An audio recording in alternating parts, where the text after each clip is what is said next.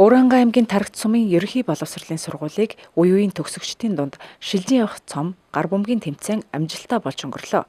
Энэхүү тэмцээнийг Улаанбаатар хот дахь нутгийн зөвлөл оюутан залуучуудын холбоо хамтран зохион байгуулсан бөгөөд цаашид уламжлал болгон зохион байгуулахаар болж байна.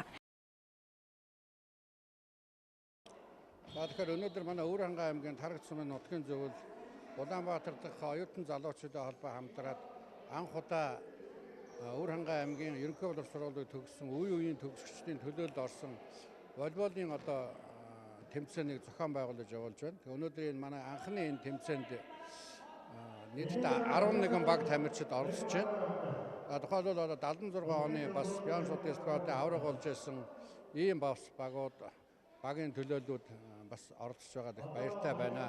Тэгээ энэ бол жил болгон зохион байгуулах уламжлалтай болёо гэж манай оюутан залуучуудын холбооны тэргүүлэгчид манай нутгийн зөвлөлийнхээ ярьж шийдсэн байгаа.